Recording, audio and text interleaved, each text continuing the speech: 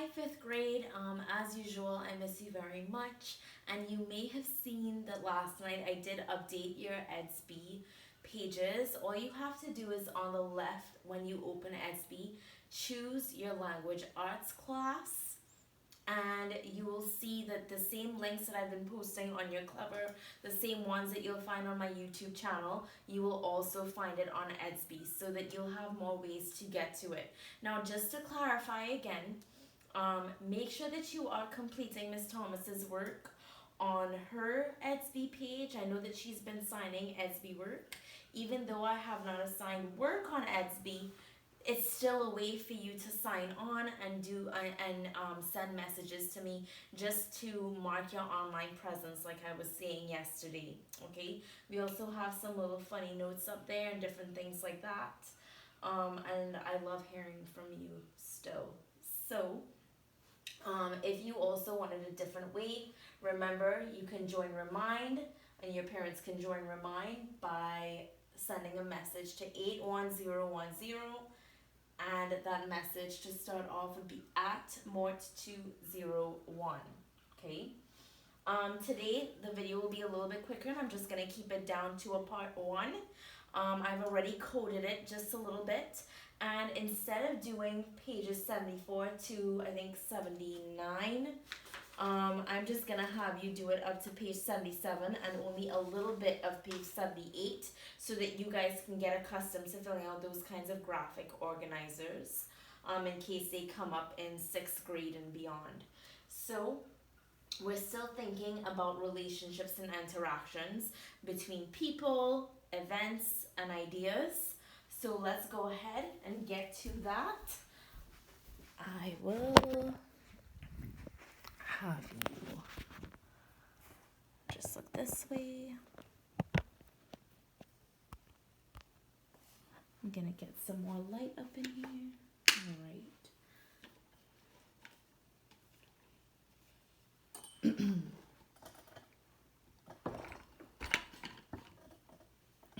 Okie dokie. So this is one thing that I actually did not notice. You guys already know that I'm always squinting in my classroom trying to see things. And I mostly just read 3 African kingdoms at first. I completely dismissed this for a second. So I made sure to then circle the rise and the fall.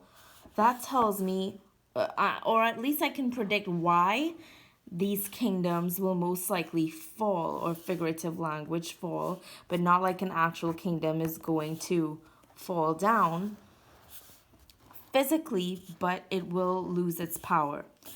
So as I read, I'm already thinking about what that possible relationship is. What are the things that made it fall? Or in other words, what were the causes that created this effect?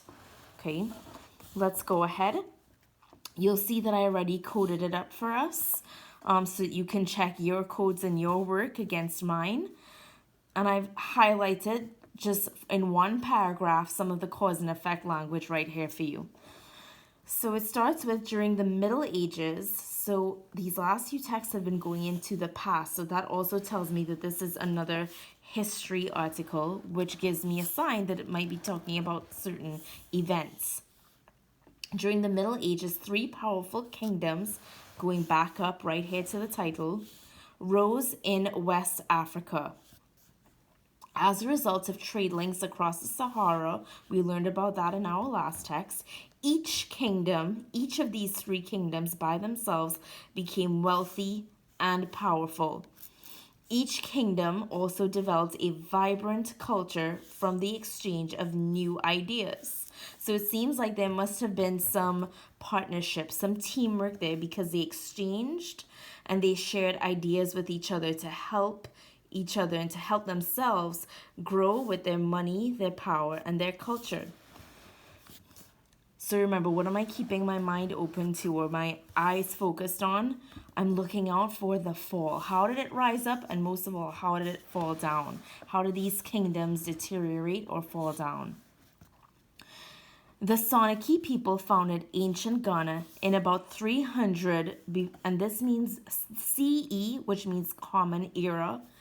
This talks about just like when you guys see like numbers with BC or BCE, it means before Christ. It's just telling you that it's a really long time ago. The kingdom lay within the borders of what is now Mauritania, Mali, and Senegal. And remember, these are all areas in Africa, that giant continent. From the 700s to the 1200s, Ghana was a thriving center for trade. Merchants flocked to the capital city of Kumbi-Saleh. There, they traded salt, swords, books, horses, and other goods from gold or for gold from Ghana's carefully hidden gold mines. By the way, can I also have a horse? Like, look at this, how gorgeous. Please make it mine. I've always wanted a horse. Okay. Muslim traders from North Africa introduced Islam, that's their religion and way of life, to ancient Ghana. They also brought new ideas about mathematics, that's math, science, and architecture. So still going along with this main idea right here, they're telling us how these kingdoms built up, all right? So they developed a vibrant culture. That goes along with this and their religion. It talks about their wealth and power up here, which goes along with how they traded swords, swords, books, and horses for other goods like gold, okay, from their hidden gold mines. If something is hidden, it tells me that something is very important to them. So on these two little paragraphs, I put the blurbs who and where because it's telling me who and where these kingdoms rose from, and then also trade, or I should have put how, pardon that little mistake. And then right here it says trade, riches, and education. Okay, let's not forget our captions. For centuries, merchants from across Africa came to Kumbi-Saleh to trade horses and other goods for gold. So that's just a repetition, nothing new from this paragraph right there. Another text feature, maps are often important. When you guys, again, do FSA next year, you guys are going to see quite a bit of maps. I'm actually going to rip this page out because it's kind of messing up. Not able to see it too well. You're like, she's done. I'm not done, I promise. This map shows the location of the kingdoms of Ghana, Mali, and Songhai. Ghana existed from roughly 300 to 1240 CE, or remember I said BCE or BC, before Christ. And this is what I underlined. But was then absorbed into the growing kingdom of Mali. Mali lasted until the late 1400s when it was taken over by Songhai. Songhai fell in 1591. This is a huge deal of a little caption. This tells us again about those keywords, even though it's written really small. I mean, maybe not small for you, your eyes work. The fall of those kingdoms, right? I mean, it's my own fault. I should have gotten glasses. Okay, so paragraph 4. Kings in Ghana helped the kingdom prosper. Very different from what you guys read about when you were in class about King George. Kings in Ghana helped the kingdom prosper. They controlled the gold trade and introduced a system of taxation. They taxed merchants for what they brought in and took out of the kingdom. The kings also founded an army, or started up or established an army that kept the merchants safe and protected the kingdom from invaders. Taxation and safety is what I went ahead and called this paragraph to help me when it's time to answer questions. Ghana's empire reached its peak. That means it didn't grow anymore after a certain point. The kingdom didn't get richer, didn't get more powerful. The culture didn't grow anymore. It's like a growth spurt, kind of like me, like I stopped growing taller. I've reached my peak, that's what that means. Ghana's empire reached its peak in the 11th century. Over the next 200 years, however, events weakened the kingdom. So we should be asking ourselves which events weakened the kingdom, okay? Also, you've seen that word however, and you know that means but, which means that everything that you read in the beginning of this or before the however is going to be the opposite of what you read after the however. So Ghana's empire reached its like highest level, okay, in the 11th century, but okay, it then got weaker. Okay, it started to lower. North African traders repeatedly invaded Ghana. Okay, I'm seeing a little trend there. Smaller states under Ghana's control revolted. So think about Ghana as a country, and it has little states just like the US is a country and it has states. Smaller states under Ghana's control revolted. Just like when you read about King George, his colonists revolted against him. That's what that word means right there. DSV. And Ghana suffered a terrible drought. Think about Africa as with a really hot climate. Okay, a drought is when you haven't had rainfall in a really long time. Your crops and your plants start dying. Oftentimes back then, when people had to physically go and get water instead of it just running from a tap like we have it, they had suffered because of something like this, a drought. It would be a natural suffering, or a natural, not exactly a natural disaster, but it would be from natural weather and climate causes. By 1240, Ghana had lost its power and was absorbed into another thriving West African kingdom, Mali. So when you guys keep on seeing this word absorbed, you saw it up there as well. I want you guys to think of a white sponge. I want you to dip it in blue Kool-Aid. You only have a little bit of Kool-Aid inside of a cup. You dip a sponge inside. A bunch of that Kool-Aid is going to go down from out the cup and into the sponge. So think about the power being lost now from Ghana, and it's being absorbed into a different kingdom, which is Mali, okay? Mali is the sponge absorbing the power. Kool-Aid is the power, and the other cup was Ghana, okay? The Kingdom of Mali. The Kingdom of Mali was, rewind, okay? So now think about the relationship that you guys just read about, okay? You learned about how it rose up, how the Kingdom of Ghana rose up. People built up, and kings built up built up their wealth and power. They introduced culture and education into the country and into the kingdom. And then later on, what happened? It started to fall. Even though they tried to keep it safe, even though they had a good system going. And why did it fall and weaken? Because, people revolted. There was a drought and there were many invasions. So eventually they will lose their power. Okay, let's see if the way Mali loses its power, is it going to be different or is it going to be similar? The Kingdom of Mali was founded in the mid-1200s after Ghana collapsed. Figurative language. They don't mean that an actual building physically crumbled, okay? They're trying to tell you that something has deteriorated because it wasn't strong enough to hold up. And in this case, it told you why, okay? The different revoltings or revolutions, the drought, and the invasions, okay? Its first ruler expanded the kingdom beyond the borders of Ghana and its gold fields. Cool. Mali grew to be 3 times the size of Ghana.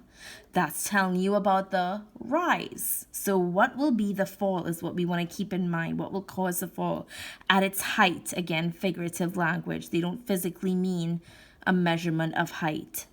Mali controlled both the gold trade and the salt trade. Salt used to be very expensive back then in the north. Mali's most powerful kingdom or king was Mansa Musa. Such a cool name. I labeled him as Eminem on the side. During his reign, he extended the borders of his kingdom. Okay, and we knew that all kings and queens always wanted to make their kingdoms grow and grow bigger. and trade tripled. Okay. He divided his empire into provinces to make it easier to rule. So it shows me some level of organization.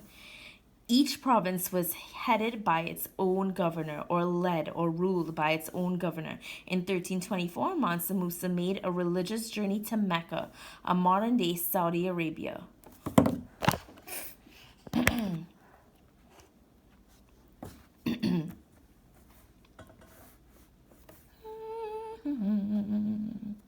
This drew attention to the king's wealth and power. Under Mansa Musa's rule, the city of Timbuktu and Gao became important centers of Islamic culture and learning. Okay, so it tells you who Mansa Musa is, how he made his wealth grow, and what he did for that area, okay, and for Mali. So again, remember what we're trying to figure out. How did it fall? After Mansa Musa's death, so I'm thinking he's a leader, he's controlling, he's kind of like the glue that keeps all these other little provinces together. The great empire slowly began to fall. There we go. I'm going to put a big star. That's important information. We should ask ourselves now, why? Cause and effect. Why did it fall? Began to fall apart. Power struggles among Mali's ruling families. Okay, family fights. Ugh, terrible. In the 1300s, weakened the kingdom. If people in a school, for instance, if teachers were always arguing with each other when they were supposed to work with a team, nothing at Mort would get done, right? So we have to think about that in this respect. When the main person goes, what's happening with all the people he was leading, and all the people who were able to lead their own little area? They start bickering, just imagine it, and then it begins to fall. In the early 1400s, different groups from the north, south, and east raided the kingdom. By the late 1400s, the Mali Empire had crumbled. Figurative language again. So this one tells you about Mali, okay? You can go ahead and take a look at how I text coded the rest of this, and you can read it on your own time. I'm just going to quickly go over this little caption. It says this is an image of Mansa Musa, the most powerful king of Mali. It comes from a map made around 1375. His crown and staff represent his royal power, and the golden nugget he holds indicates his great wealth. All right. Would that be fluff, or is that important? Okay, that's what I want you to have in your mind as well. All right, so go ahead, take another look. You should go ahead and label these. You can put me on pause if you want to, because I'm going to go right into those TBQs. And okie dokie. I'm going to rip that page out again. All right. This question has two parts. First, answer part A, then answer part B. We know that part A usually asks about a certain idea in the text or a concept in the text, and part B always asks for evidence to support part A. Which of the following best explains why the kingdom of Mali especially, not asking about Ghana, and it's not asking about, let me make sure that I said it right, about Songhai, okay? Why did it fall apart? I want you to think back to the relationships throughout the text. In the text, it's telling you what they did to build up the kingdom. Most of the time, it tells you about how they sold their goods, they traded their goods, and they brought education and built their culture up. It tells you about how they fell, or how the kingdom broke down, usually because they got invaded, or because they started to bicker and couldn't agree on things, or because they started revolutions, if they were voting against their rulers. So it follows that little trend there in all three kingdoms. Okay. So which one best tells you why that kingdom fell apart? It lacked safe trade routes for merchants. It failed to hide the location of its gold mines. It was weakened by attacks from outside its borders.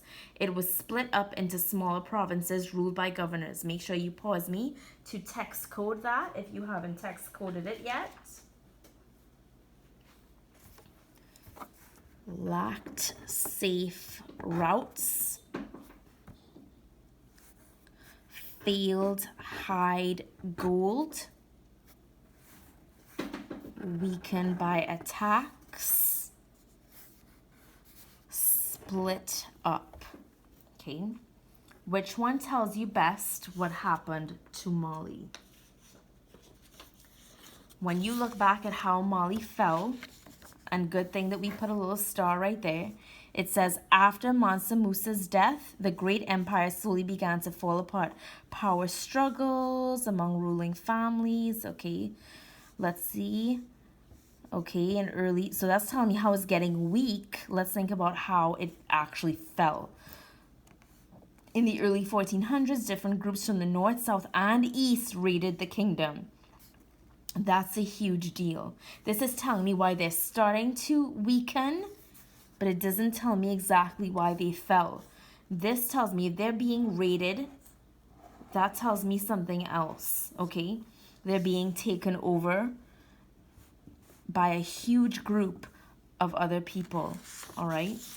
So, which one would it be? Not enough safe routes. That doesn't talk about the kingdom so much. It talks about the routes, and we knew that those routes were coming through the Sahara.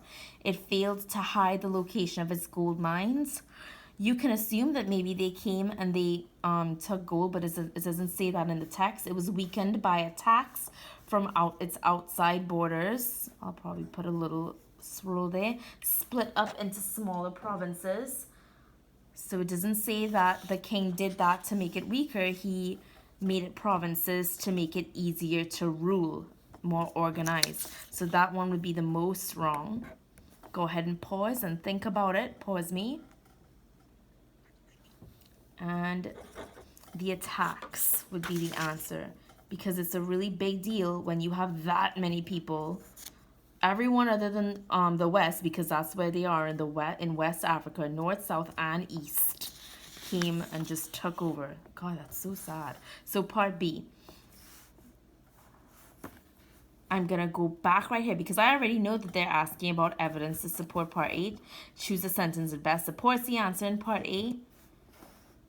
I'm going to read part A. It was weakened by attacks from outside its borders. Okay. Its first ruler expanded the kingdom beyond the borders of Ghana and its gold fields. At its height, that means when it was doing its best, Mali controlled both the gold trade and the salt trade in the north. That's something positive. It's not telling me how it fell, and it has nothing to do with this main word, attacks. Neither does this one. Okay. In 1324, Mansa Musa made a religious journey to Mecca in modern-day Saudi Arabia. That tells me nothing again. When the information said that he went to Saudi Arabia, it just says that this drew attention to his wealth and power. Doesn't say anything about how that made Mali fall. It fell after he died, right? In the early 1400s, different groups from the north, south, and east raided the kingdom. That one relates directly back to attacks. Read the sentence from the text. Muslim traders from North Africa introduced Islam into ancient Ghana. Okay. What does the prefix intro in the word introduced mean? Before I even look at this, I'm thinking about something else. If I introduce Islam into ancient Ghana, so they introduced a religion into a place. That means the people in that place, because I do see inside the word intro, I still see the word in. So Islam will now be in Ghana. So what might introduce mean? To the inside, away from, yet again, or in between. If you introduce someone to someone else, it's so that that one person A, can now be in person B's mind or their life, or as an acquaintance or as a friend, and vice versa. Okay, so which one makes most sense? To the inside, away from, yet again, or in between?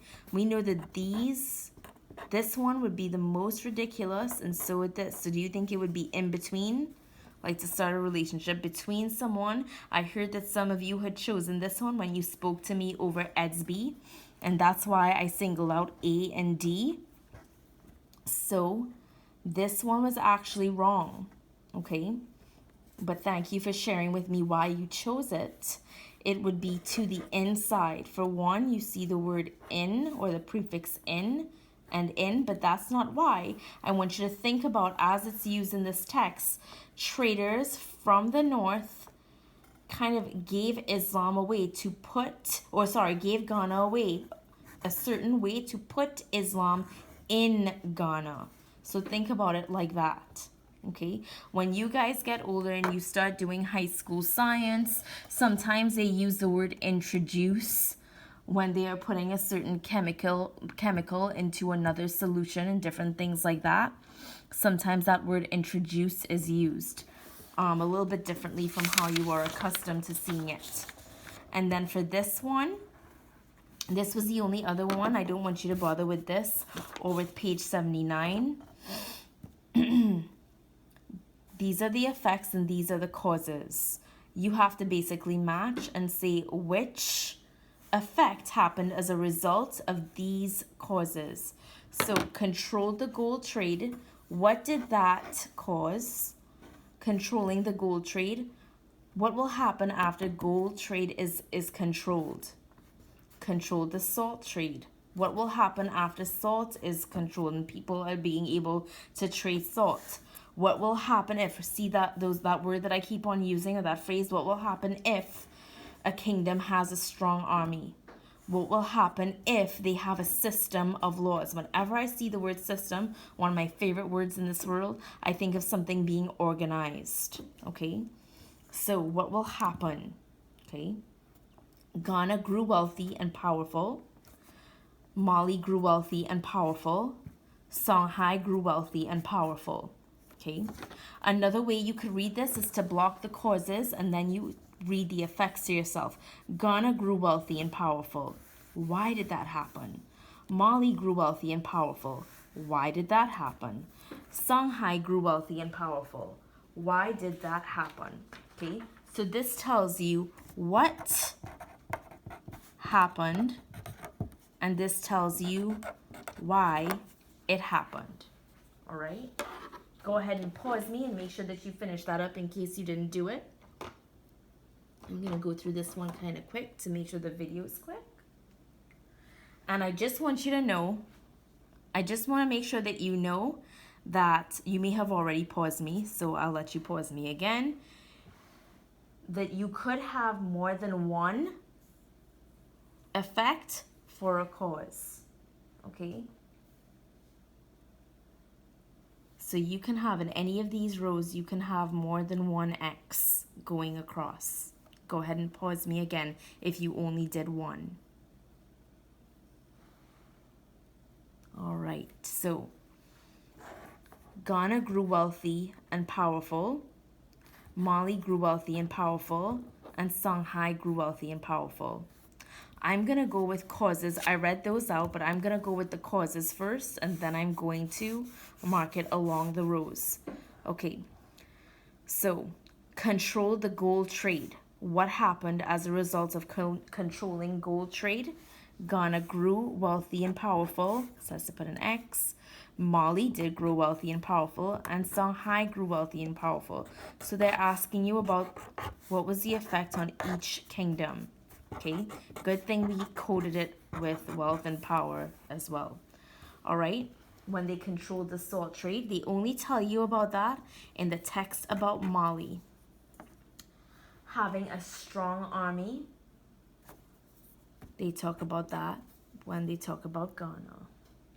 They also talk about it in the kingdom of Songhai.